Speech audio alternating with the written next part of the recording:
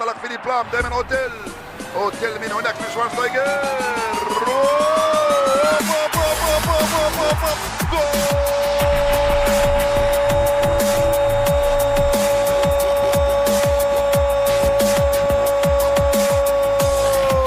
Realme 7 Pro শেষ অবধি কি গোল দিতে পারলো? আসলে এই প্রসঙ্গে আলোচনা করতে গেলেই যেটা অবভিয়াসলি যে প্রসঙ্গটা এসে যাবে সেটা হচ্ছে Realme 6 Pro থেকে Realme 7 Pro কতটা চেঞ্জ হলো, আদৌ কি আপগ্রেডেশন হলো, এই নিয়ে বিতর্ক হচ্ছে। এবং সবথেকে বড় কথা, Realme 7 Pro যে দামে ইন্ডিয়াতে লঞ্চ করেছে, অর্থাৎ 19,999 বেস ভেরিয়েন্ট, সেই দামে এই ফোনটা নেওয়া কি জাস্টিফাইড হবে? বেস ভেরিয়েন্ট 6GB 128GB এবার আনা হয়েছে এবং গতবার ছিল 6GB 64GB, যেটা এর থেকে হয়তো সামান্য একটু কম দামে লঞ্চ করেছিল। কিন্তু Realme 6 Pro যেটা খুব ভালো ফোন ছিল, আমার ভীষণ পছন্দের ফোন ছিল, খুব ইচ্ছা করতো সবাইকে রেকমেন্ড করি, কিন্তু কাউকে রেকমেন্ড করতে পারতাম না। তার কারণ ছিল ওই ফোনটার ডিসপ্লে নিয়ে অনেকেরই কমপ্লেন ছিল। অনেকের বক্তব্য ছিল এটাই যে ওই ফোনটা ডিসপ্লে যেটা খুব ব্রাইটনেস, সেটা নাকি সানলাইটে আউটডোরে ভিজিবিলিটি ভালো নয়, দেখতে অসুবিধা হয়। এবং তার জন্য ওই ফোনটা এত ভালো একটা অলরাউন্ডার ফোন হওয়া সত্ত্বেও আমি কাউকে রেকমেন্ড করতে পারতাম না। Realme 7 Pro সেখানে আপগ্রেডেশন হয়েছে অবশ্যই, কিন্তু কিছু জিনিস Realme দাম ঠিক রাখার জন্য, বিশেষ করে 2020 সালে সব ফোনের দাম যেখানে বেড়ে যাচ্ছে, প্রোডাকশন কস্ট বেড়ে গেছে, সেক্ষেত্রে দামটা ঠিকঠাক জায়গায় রাখার জন্য Realme কিন্তু কয়েকটা জিনিস নিঃশব্দে সরিয়ে নিয়েছে। আজকের ভিডিওতে সেগুলো নিয়ে অবশ্যই আলোচনা করব। শেষ অবধি ভিডিওটা দেখবেন। ভিডিও ভালো লাগলে লাইক করে দেবেন, আর লাইক করলে এই ভিডিওটা আরও 10 জনের কাছে পৌঁছবেন, তারাও সাবধান হতে পারবেন, সচেতন হতে পারবেন, এটাই আপনার কাছে অনুরোধ। Realme 7 Pro ফোনটা হাতে নিয়েই প্রথমে যেটা হলো যে আমার মধ্যে একটা ভুল ধারণা ছিল, সেটা ভেঙে গেল। আসলে এই ফোনটা দেখে বরাবরই মনে হচ্ছিল এটা গ্লাস বডি, কিন্তু ফোনটা হাতে নিয়ে আমি বুঝতে পারলাম যে এটার ব্যাক সাইডে আছে প্লাস্টিক। আগেরবার গ্লাস ছিল, এবার প্লাস্টিক দেওয়া হয়েছে, এটা একটা ডাউনগ্রেড করা হয়েছে। কিন্তু এই ব্যাক সাইডে যে প্লাস্টিকটা দেওয়া হয়েছে সেটার ফিনিশিং অসাধারণ করা হয়েছে, ডিজাইন অসাধারণ। Realme 6 Pro ডিজাইনও আমার খুব পছন্দ ছিল, কিন্তু সেটা খুব অ্যাগ্রেসিভ ছিল। অনেকের খুব পছন্দ ছিল, অনেকের খুব অপছন্দ ছিল। কিন্তু Realme 7 Pro একটা এলিগেন্ট ডিজাইন দিয়েছে। আমার কাছে এই ব্লু ভেরিয়েন্টটা আছে, এছাড়াও একটা হোয়াইট কালারের ভেরিয়েন্ট বেরিয়েছে, সেটাও দেখতে ভালো। ব্যাক সাইডে যে ক্যামেরা মডিউল আছে সেই ডিজাইনটাও Realme পাল্টেছে। কিন্তু যে জিনিসটা আমার ভালো লাগলো এখানে, যে ক্যামেরা মডিউল আজকাল 64 মেগাপিক্সেল ক্যামেরা থাকলেই এতটা বড় হয়ে যায়, ক্যামেরা বাম্প খুব অসুবিধা হয়। আমার অন্তত নিজের খুব অসুবিধা হয়, আমি জানি না আপনাদের কতটা অসুবিধা হয়। কিন্তু যারা ক্যামেরা বাম্পের জন্য এতদিন ফোন নিতে গিয়ে দুবার ভাবতেন, তাদের বলবো এই ফোনটার কিন্তু ক্যামেরা বাম্প খুব বেশি নয়। চারদিকে প্লাস্টিকের ফ্রেম আছে এবং নিচে আছে একটা স্পিকার গ্রিল, একটা ইউএসবি টাইপ সির পোর্ট, একটা নয়েজ ক্যান্সেলেশন মাইক, আর একটা 3.5mm জ্যাকের জন্য গর্ত, আপনার প্রিয় গর্ত। এবং ওপরেও আছে একটা নয়েজ ক্যান্সেলেশন মাইক। এক সাইডে আছে ভলিউম রকার, তার সাথে সিম ট্রে, এবং সেখানে দুটো সিম, একটা মাইক্রো এসডি কার্ড আপনি একসাথে ইউজ করতে পারবেন। এবং উল্টো দিকে আছে পাওয়ার অফ অন করার বাটন। তাহলে কোথায় গেল আমাদের ফিঙ্গারপ্রিন্ট সেন্সার? না, ফিঙ্গারপ্রিন্ট সেন্সার এবার ডিসপ্লের মধ্যে দেওয়া হয়েছে। Realme 6 Pro ফোনটাতে আমাদের কমপ্লেন ছিল এটাই যে সেখানে অত দামি একটা ফোন, তাতে অ্যামোলেড ডিসপ্লে নেই। Realme 7 Pro, Realme আমাদের ফিডব্যাক নিয়ে সেখানে কিন্তু অ্যামোলেড ডিসপ্লে দিয়ে দিয়েছে। এবং 6.4 ইঞ্চি যে ডিসপ্লেটা, তার ব্রাইটনেস 600 নিটস, মানে স্ক্রিন টু বডি রেশিও সেখানে 90%-এর ওপরে। তার কারণ পাঞ্চ হোল আছে একটাই, এবং সেটা ছোট সাইজের পাঞ্চ হোল, খুব বড় নয়। সেক্ষেত্রে যাদের Realme 6 Proতে দুটো ক্যামেরা ডিসপ্লের মধ্যে পছন্দ ছিল না, আগলি লাগতো, দেখতে খারাপ লাগতো, সেটা ডিসপ্লে সৌন্দর্য নষ্ট করে দিচ্ছে মনে হতো, তাদের জন্য এটা একটা ভালো খবর যে ডিসপ্লের মধ্যে এবার একটা ক্যামেরাই দেওয়া হয়েছে। এইসব ছোটোখাটো জিনিসগুলো দেখে মনে হচ্ছে না Realme কোথাও আমাদের থেকে ফিডব্যাক নিয়েছে, সত্যি ইমপ্রুভ করার চেষ্টা করেছে, এবং দামটাও ঠিকঠাক রাখার জন্য কোথাও কোথাও গিয়ে কস্ট কাটলমেন্ট করেছে। কস্ট কাটলমেন্ট কোথায় করেছে? সব থেকে বড় জায়গা হচ্ছে ডিসপ্লেতে যে প্রোটেকশন আছে, সেখানে গরিলা গ্লাস 5 এবার নেই, গরিলা গ্লাস 3 দেওয়া হয়েছে। তো এখানে যে সুপার অ্যামোলেড ডিসপ্লেটা দেওয়া হয়েছে, সেটা স্যামসাং এর ডিসপ্লে, এবং Realme ডিসপ্লে নিয়ে এবার কোনো রিস্ক নেয়নি। সানলাইটের ভিজিবিলিটি নিয়ে কোনো কমপ্লেন নেই, কোনো রকম কালার শিফটিংয়ের সমস্যা নেই, স্ক্রিন ব্লিডিংয়ের ইস্যু নেই। একটা ভালো ডিসপ্লে, 6.4 ইঞ্চি সাইজ হতে কম্প্যাক্ট লাগছে ফোনটা, এবং ব্যাক সাইডে প্লাস্টিক হতে ফোনটার ওয়েটও বেশি নয়, এক হাতে ইউজ করা যাবে। ইন্ডিয়াতে 20,000-এর নিচে আর বাংলাদেশে 25,000-এর নিচে একটা কম্প্যাক্ট ফোন রেকমেন্ড করতে হলে, তাতে যদি অ্যামোলেড ডিসপ্লে থাকে, তাহলে এই ফোনটা কিন্তু রেকমেন্ড করা যেতে পারে। এবার ডিসপ্লের মধ্যে যে ফিঙ্গারপ্রিন্ট সেন্সারটা আছে, সেটা Realme হাইলাইট করেছে যে এটা নাকি সুপার ফাস্ট, কিন্তু আমার মনে হয়েছে এটার অ্যানিমেশনটার জন্য এটা দেখে মনে হচ্ছে একটু যেন স্লো। তবে হ্যাঁ, ডিসপ্লেতে যে ফিঙ্গারপ্রিন্ট সেন্সার আছে সেটা একদম অ্যাকুরেট, একবারও মিস করেনি, একবারও ফেল করেনি। এবার যদি ফোনটার ভেতরে আমরা ঢুকি, সেখানে সব থেকে হাইলাইটেড ফিচার, যেটা কোনো কোম্পানি এই দামে তো বটেই, এর থেকে কিছুটা বেশি দামেও আজ অবধি কোনো ফোনে দেয়নি। এই ফোনটাতে আছে 4500 mAh ব্যাটারি এবং 65 ওয়াটের ফাস্ট চার্জার, যে চার্জারটা এই ব্যাটারিকে 34 মিনিটে ফুল চার্জ করে দেবে। রিয়েল লাইফে আমি 35 মিনিট পেয়েছি, রিয়েলমি ক্লেম করছে 34 মিনিট। তো যাই হোক, এত কম সময়ে এটা ফুল চার্জ করে দেবে, এটা কতটা অ্যাডিকটিভ আপনি ভাবতেও পারবেন না। এবং অনেকেই এটা ভয় পান যে এই ফাস্ট চার্জিংয়ের ফলে ব্যাটারি খারাপ হয়ে যাবে এবং ফোন গরম হয়ে যাবে।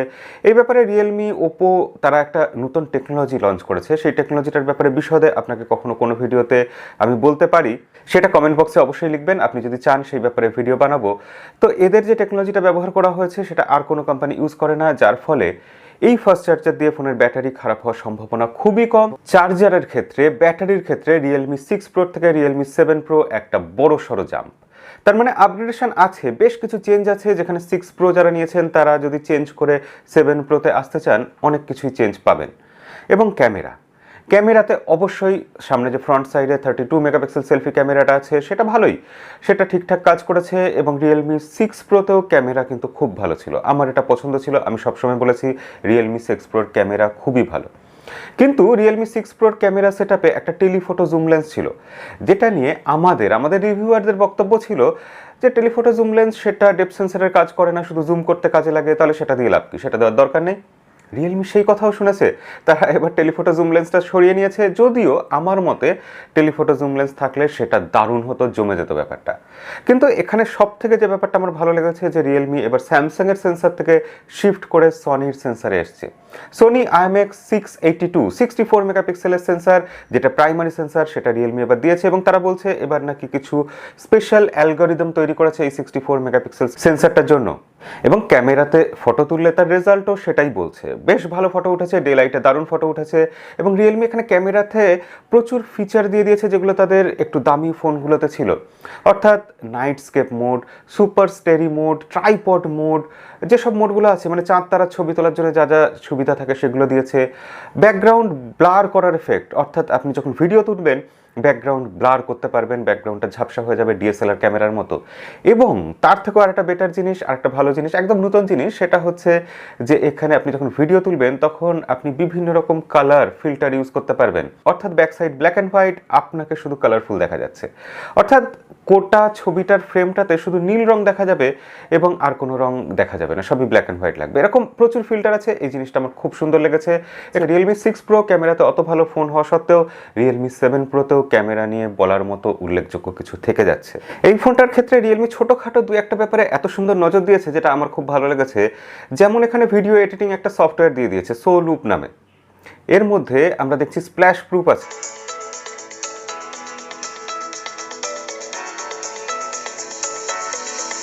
এবং এইসব ছোটোখাটো ব্যাপারের মধ্যে যেটা সব থেকে আমার মন কেড়ে নিয়েছে যে এই দামের ফোনে একটা ডুয়েল স্পিকার ফ্যাসিলিটি দিয়েছে রিয়েলমি। ডুয়েল স্পিকার আমরা চাই, ইদানিং সবসময় আমরা চাইছি, বাজেট সেগমেন্টে কেউ দেয় না, রিয়েলমি মিড বাজেটে কিন্তু এটা দিয়ে দিয়েছে। এবং এখানে ডলবি অ্যাটমসের সাপোর্ট আছে, হাইরেস অডিওর সাপোর্ট আছে এবং সাউন্ড কোয়ালিটি অবশ্যই প্রশংসা করতে হবে, ভালো সাউন্ড কোয়ালিটি। হেডফোনও তো বটেই, স্পিকারেও ভালো সাউন্ড কোয়ালিটি পেয়েছি আমরা। আর রিয়েলমি ইউআই নিয়ে বলার সেরকম কিছু নেই, টুকটাক বাগ আছে ইউআইটাতে, যেটা ফিক্স করে দিলে রিয়েলমি ইউআই দারুণ হবে। এখানে অ্যাপ ভল্টের সুবিধা আছে, অ্যাপ ক্লোন করার সুবিধা আছে, কল রেকর্ডিং করার সুবিধা আছে, সাইডে একটা স্লাইড বার আছে যেটা দিয়ে আপনি শর্টকাট ইউজ করতে পারবেন অনেক কিছু, ইত্যাদি ইত্যাদি ইত্যাদি প্রচুর ফ্যাসিলিটি আছে। এবং ফিচার রিচ একটা ইউআই, যেটা খুব ক্লিন এবং পরিষ্কার একটা ইউআই, সেরকম কিছু ব্লোটওয়্যার বা প্রি ইনস্টলড অ্যাপ নেই, তার ফলে এই ইউআইটা কিন্তু স্মুথলি কাজ করেছে। এবং সবথেকে বড় কথা, এখানে যে প্রসেসর আছে কোয়ালকম স্ন্যাপড্রাগন 720G, সেটা কিন্তু বেশ ভালো প্রসেসর। অনেকেই বলছেন এই দামে এই প্রসেসর দিয়েছে কেন, আমি অবাক হয়ে যাচ্ছি তাদের কথা শুনে। 732G, 730G, 730, 720G এই প্রসেসরগুলো সব আসলে একই প্রসেসর, 19-20 তফাত আছে, রিয়েল লাইফে কোনো রকম তফাত নেই। এই প্রসেসর দিয়ে আপনি যদি গেম প্লে করেন দেখা যাবে 720G প্রসেসর 730G থেকে বা 732G থেকে কোথাও গিয়ে হয়তো বেটার পারফর্ম করছে, আবার কোনো গেমের ক্ষেত্রে ওই প্রসেসরটা বেটার পারফর্ম করছে। সেক্ষেত্রে এগুলো সব একই প্রসেসর, যদি এই দামে এই প্রসেসর না দিয়ে এর থেকে বেটার প্রসেসর দিতে হতো তাহলে একেবারে 5G প্রসেসর দিতে হতো, সেটা Qualcomm Snapdragon 765G। Call of duty আমি এখানে খেলে দেখেছি, ফ্রেম ড্রপ নেই, ঠিকঠাক চলছে। এবার যদি সিদ্ধান্তে পৌঁছতে হয় তাহলে বলবো যে রিয়েলমি 6 প্রো থেকে 7 প্রো বেশ কিছু জায়গায় আপগ্রেডেশন, কিছু জায়গায় কস্ট কাটলমেন্টও করা হয়েছে। এবং এই দামে এই ফোনটা খুব একটা খারাপ নয়, বরঞ্চ বলবো বেশ ভালো। কিছু জিনিস আছে, যেমন ব্যাক সাইডে গ্লাস দেওয়া হয়নি, সেটা কারোর কারোর কাছে ডিল ব্রেকার হতে পারে, আবার কারোর কারোর কাছে সেটা কিছু যায় আসে না, কারণ প্লাস্টিকেরও নিজস্ব কিছু অ্যাডভান্টেজ আছে।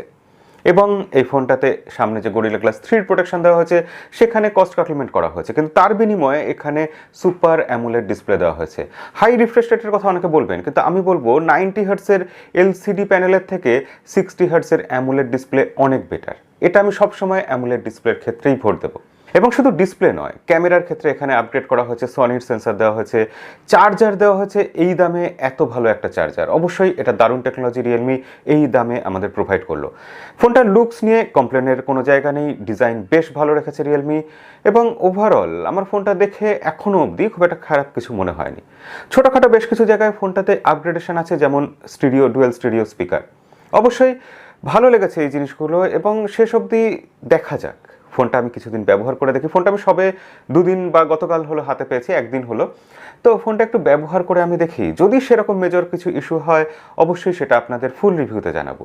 কিছু জিনিস ফুল রিভিউর জন্যই তোলা থাক, ফুল রিভিউতে বাকি কথা হবে। আর আপনার কোনো প্রশ্ন থাকলে এই ব্যাপারে, অবশ্যই এই ফোনটার ব্যাপারে যা প্রশ্ন আসে সব কমেন্ট বক্সে লিখে জানাবেন, সেগুলো ফুল রিভিউতে উত্তর দেওয়ার চেষ্টা করব।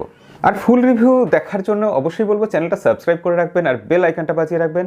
তাহলে আজকের ভিডিও এখানেই শেষ করব, দেখা হবে পরের ভিডিওতে, অর্থাৎ আজকের টেক নিউজে। আজকের মতো নয়, আপাতত এখনকার মতো বিদায়।